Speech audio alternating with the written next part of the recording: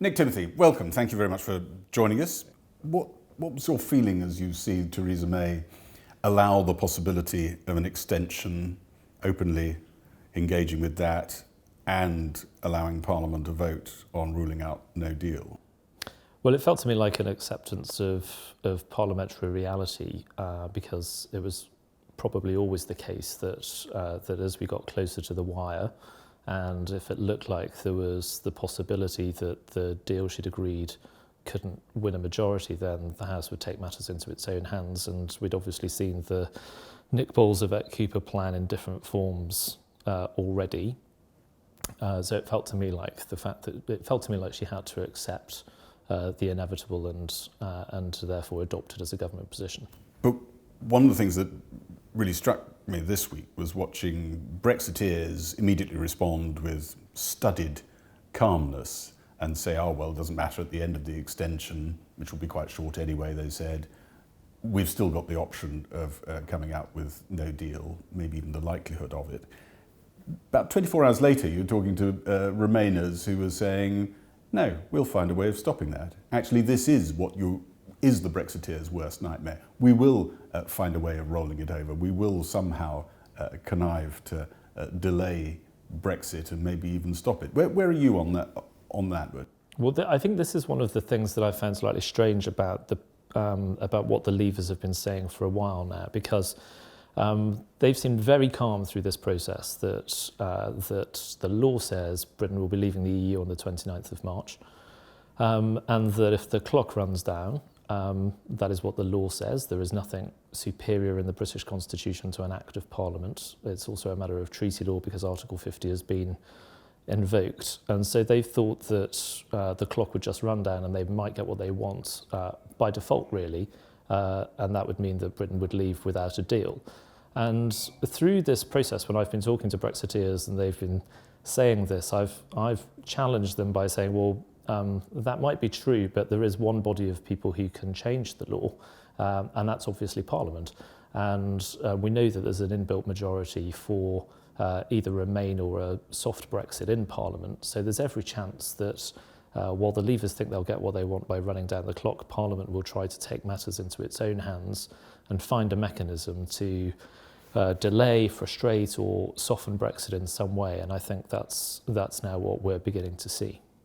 What do you think are the odds that if we go through the 29th March deadline, end up in an extension, and it's not an extension just to implement, she hasn't won in a couple of weeks' time, it's not just to implement, it's to keep wrestling with issues. Where do you think that ends? From a Brexiteer's perspective, you either have the Prime Minister's deal, which has the backstop in it, and Brexiteers think that the danger of the backstop is that it potentially traps us in the customs union and a model of high alignment in the future.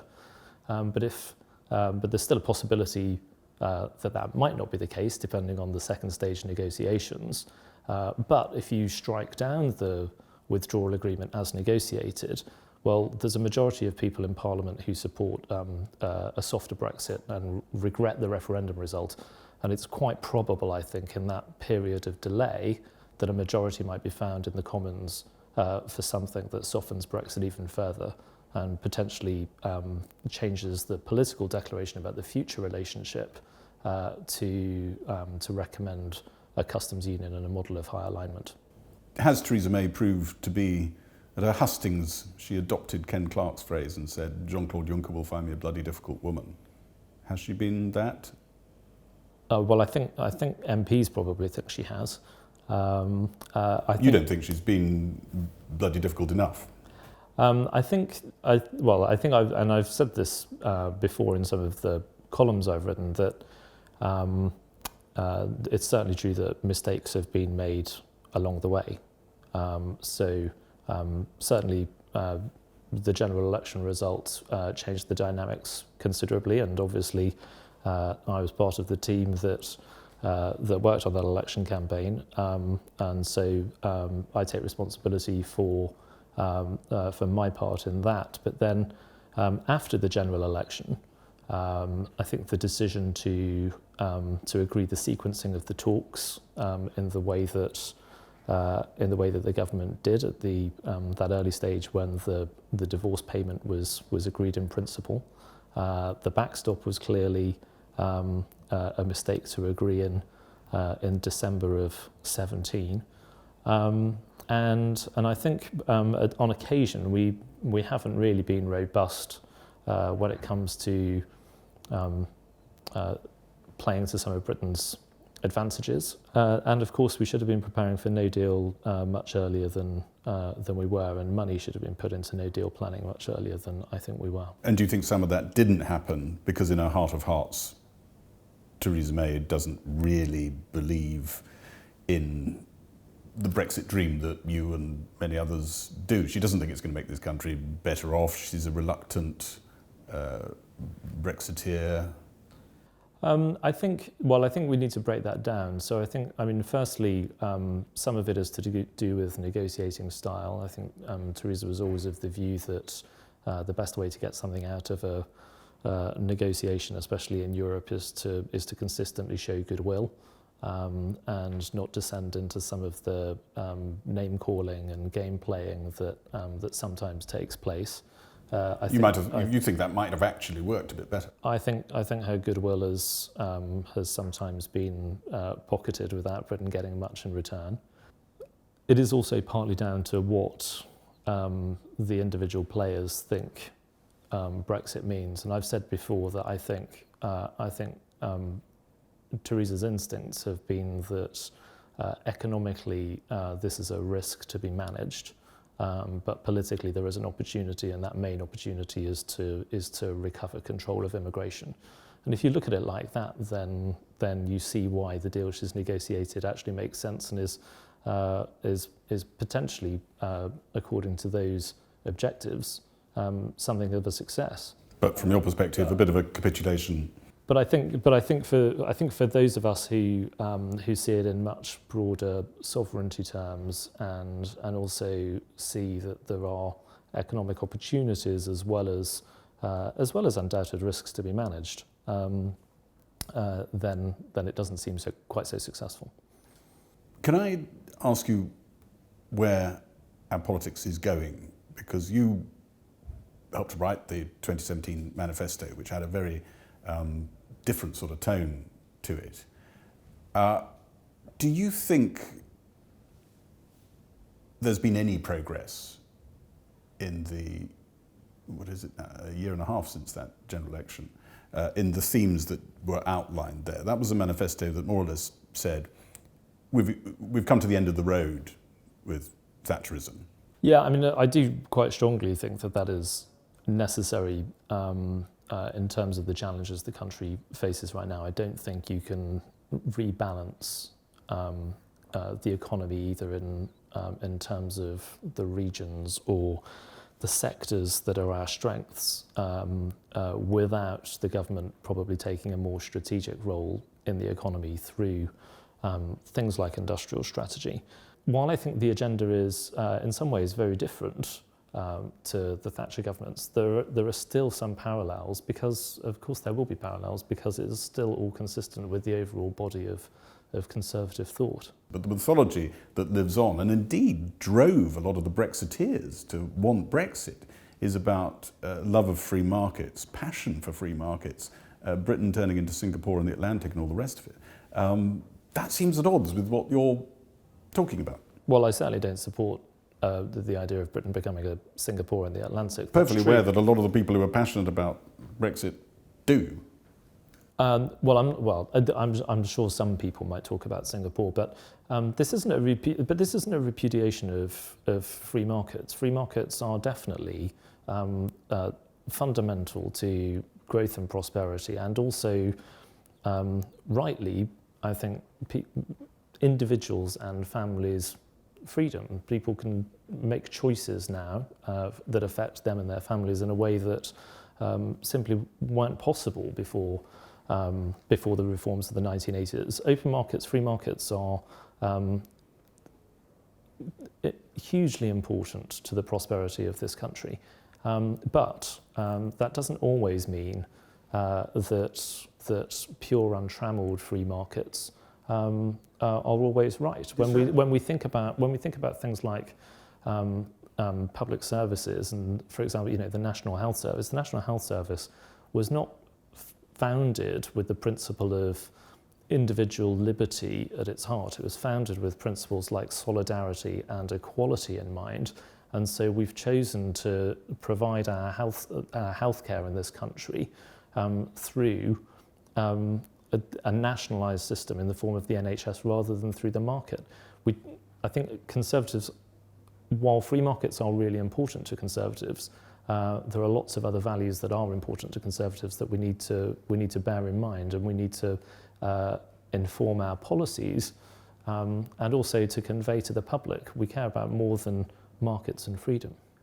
Bits of that sound a bit like the independent group of MPs who launched the other day, but that's your economic model, which might be a bit closer to theirs, but where you think the centre of political gravity is on social policy is much more conservative, and in particular on immigration, where you and Theresa May, I think, probably you'd say come from very similar place on this. Tell me, is that where do you think people have misjudged where the centre of gravity is? But maybe the independent group have misjudged it because they think it's liberal social and the kind of economic stuff, though you probably won't agree with the characterisation that you just outlined. You think they've got that wrong, and people are in a very different place on immigration, even though certain people are going around at the moment saying it's softened. Immigration isn't such a high-profile issue anymore. Well, I think what I am articulating and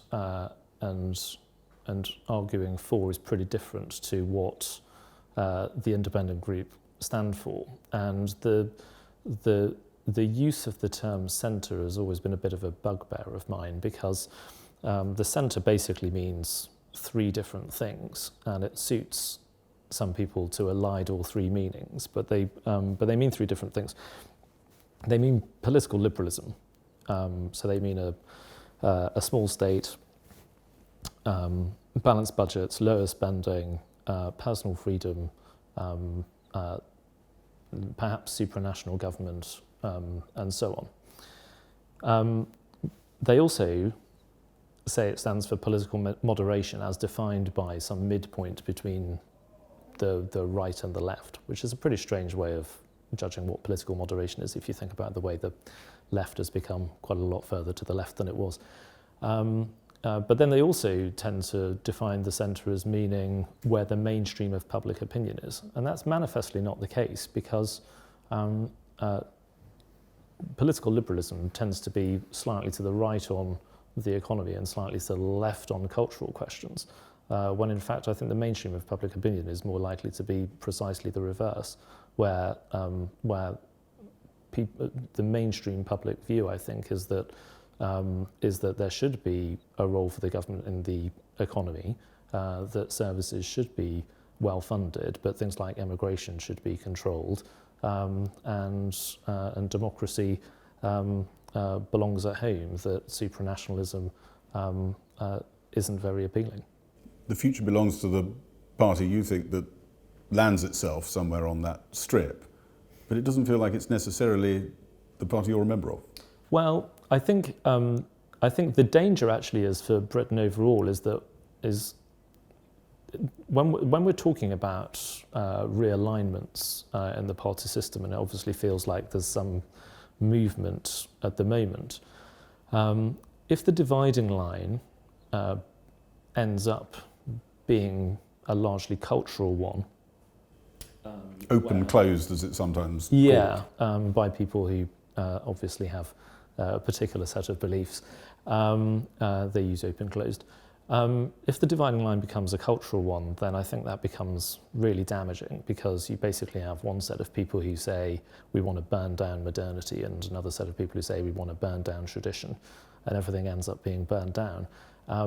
And there's not much coming back from political debates and arguments that are along that dividing line. That's what we see in American politics right now. I think a lot of people felt they saw it in Theresa May's conference speech in 2016, the one you helped to write when she first becomes Prime Minister. Well, I disagree with that. What I was going to say was the dividing line that I think is more appealing is the kind of dividing line that we've had through most of our democratic history, which is a socio-economic one, where the two sides are effectively arguing about what's fair and what's efficient, and the two sides can recalibrate. But to do that, both sides, I think, need to understand that there is a shift, and there needs to be an understanding and policies on both sides of the divide that reflect people's desire for something that is probably more conservative from a cultural perspective, and gives them more support from an economic perspective. And nailing that down, that can sometimes mean hardline immigration policy, things like hostile environment, which... You say hardline, I say fairer, but yes. But I think hostile environment was a phrase that came from the Home Office, wasn't it? Yeah, the phrase hostile environment began life, I think, under John Reed's Home Office, and reflected a development of policy across that period. But it's that kind of thing you say, is you're pretty certain is a fixed point in a lodestar in British public opinion. It's not something that's disappearing. There's a concern about loss of identity, a concern about, perhaps you'd say, multiculturalism as well, which politicians have overlooked. That the country's become enormously more liberal in lots of respects when it comes to attitudes to people of different racial backgrounds or different religious backgrounds. And there's extraordinary numbers or percentages of families now that have a member of a different ethnicity sort of in the family. So I think the country's become much more accepting and welcoming of diversity in that sense. But what I think they do want is control on the numbers. They want control on the numbers because in certain parts of the country they've experienced incredibly rapid change. Are they going to get what you think they'd like from this government's immigration plans as outlined? On the basis of the immigration white paper, no, they won't, because while the white paper proposes that there should only be skilled immigration to Britain, firstly, its definition of what is skilled will surprise a lot of people. It will have lots of carve-outs to include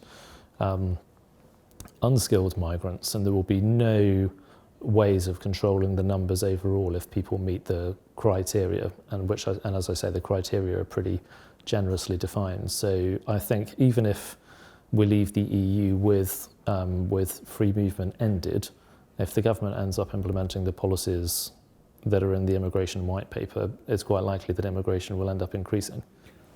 What happened to the Theresa May you knew, helped to run as a candidate, and now think has slightly capitulated on Brexit and hasn't, perhaps for other reasons, just because Brexit is absorbing, made advances on the sort of stuff you were talking about in the manifesto, accepting that there's a minority government and the rest of it? Was she captured by the machine? No, well, I don't think it's as simple as that. I think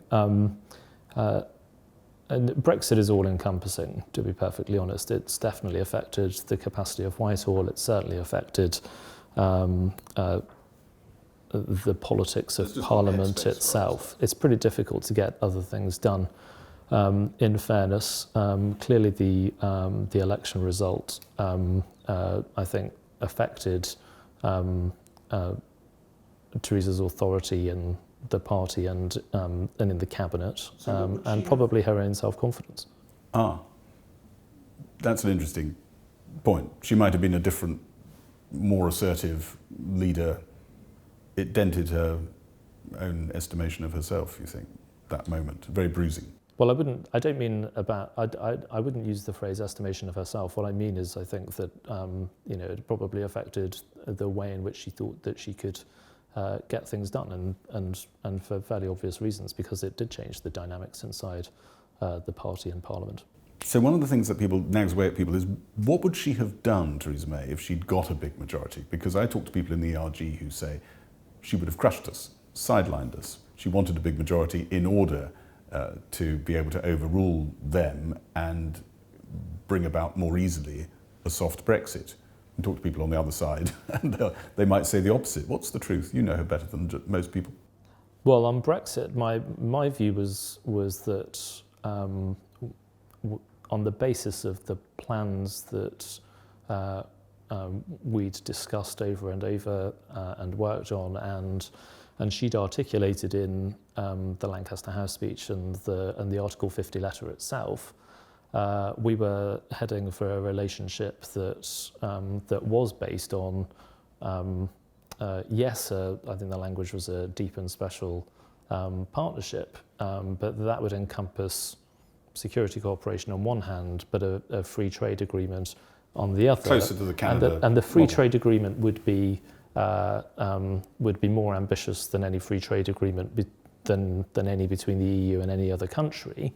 But it would be a free trade agreement and not the kind of relationship that a country like Norway has, or the kind of relationship that I think the backstop will lead Britain to having. So if she got a really big majority, that's where you think?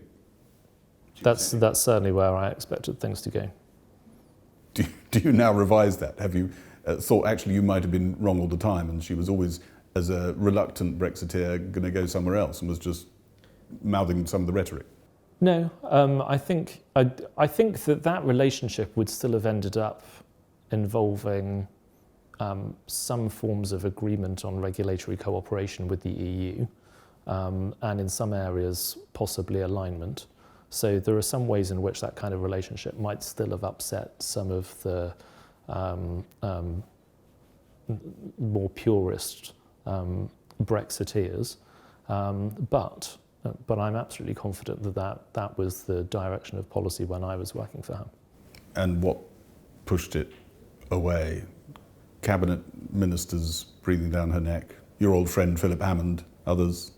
Yeah, I think a little of everything. I mean, I think the politics of the cabinet, the politics of Parliament, and the way the negotiations have gone in Europe. Some people say Ollie Robbins became the new Nick Timothy. Ooh, I think the way people hype up the role of advisors is quite often overdone. Well, the role of your advice brings me to another point about the machinery of government and the rest of it. You were accused of leading a reign of terror. You had a Rasputin-like beard at the time. You've lost it now. Yeah. When you were in number 10, do you recognise that? Do you think you might have got it a bit wrong, that maybe you were shaking the tree too much? No, I don't recognise that at all. I'm still friends with almost all the people there, civil servants and political advisors, and many ministers. No, I don't recognise that. I've heard an awful lot of people say it to me. Right. I haven't heard it sort of challenged. You were a bit fierce. You didn't always allow people. Some people felt they couldn't put their advice straight to the Prime Minister. I'm just wondering whether you felt the machinery was so the machine was just so working for a different model that you had to do that, or well, I think that's the way it has to be done? This is actually a good example of how I think these things are misunderstood. But it's common practice in government that it's kind of strange and old-fashioned, but the recommendations that go up to ministers, secretaries of state, and prime ministers are paper-based, and they go through processes where they're written by policy officials, they get signed off by more senior officials, they go around groups of other officials to make sure that things are considered, properly, holistically, and things aren't missed off. Then they go up to political advisors, and then they go to the principal. So I sometimes hear that it's evidence of control freakery or that kind of thing, that policy submissions would would go via me or other political advisors. But at the end of the day, I was one of the Prime Minister's principal policy advisors. So of course, I saw the policy advice that went to her, and she expected that and wanted that. So that's a good example of how these things are completely overblown. One of the biggest bits of policy advice that you gave her and she accepted and read out and became government policy was the red lines. Yeah. Were they based on a lot of, was there a lot of evidence-based research that went into them? So I find this kind of fascinating because it says something about the way the Brexit debate has taken place over the last few years. I mean, firstly, the idea that I single-handedly devised the red lines and cooked them up in a room with the Prime Minister alone and nobody knew about that. Almost verbatim what officials say. Well, that's for the birds, because there is no way that anybody could ever do that. If you know how government works in practice with a cabinet secretary who is constitutionally bound to make sure that decisions are run by all the relevant ministers, that there's a whole machinery around you. The idea that would even be possible is ridiculous. But on the question of these apparent red lines, the red lines, as described, are that Britain should leave the single market and the customs union. Well, my counter question to that is, what is the European Union? The European Union was created by the Treaty of Rome, which set up a customs union. Through a series of processes, subsequently, it created a single market. It also created a single currency, which we didn't join. It has laws and institutions that uphold the customs union, single market, and single currency. So as the country voted to leave the European Union, if we're not leaving the customs union or the single market, what is it we're leaving?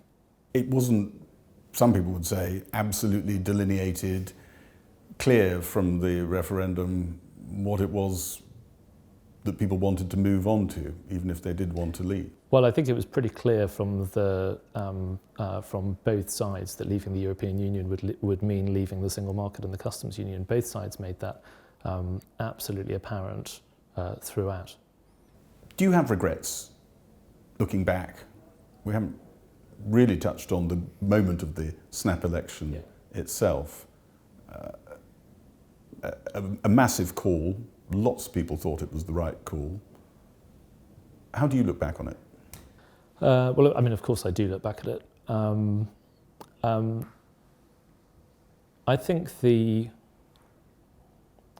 idea of having the election was not the mistake. The majority the party had was 12, I think. We only need to look at what's going on in Parliament right now and the strength of feeling on both sides of the Brexit argument to know that a majority like that would not have meant that Brexit was plain sailing. Neither was there a mandate to do many of the domestic things that Theresa wanted to do. The idea of having the election, I don't think, was the mistake, but almost everything else to do with the election was a mistake. So it was called too late. The campaign was too long. We were basically running contradictory strategies where the number 10 team were basically trying to work to what we'd been doing for the year before. The consultants who came in to run the campaign were effectively running a different strategy. Theresa, I don't think, was very comfortable with the campaign and the way she was front and centre through the campaign. We didn't talk about policy through the campaign, which meant that we didn't convey the values and the shift that the party was undertaking under her leadership. And of course, the manifesto did go wrong, and I co-wrote the manifesto. So I played my part in the election not going to plan. So yeah, I think about it quite a lot. If there are any people in number 10 right now looking at how all the different paths look difficult and wondering whether to go down that path again? Oh, I don't think an election would solve anything at all. I think because of the state of the division in the party, you would see almost every member of parliament and candidate producing their own personalised manifestos on how they're going to vote on the big European questions. So I don't think it would produce a clear mandate for whatever it was the government was trying to get approved through a general election anyway. And while the Labour Party is undoubtedly in a lot of trouble itself, the Conservative Party is not exactly united, and disunited parties don't tend to do very well in general election campaigns. How do you think history will judge Theresa May?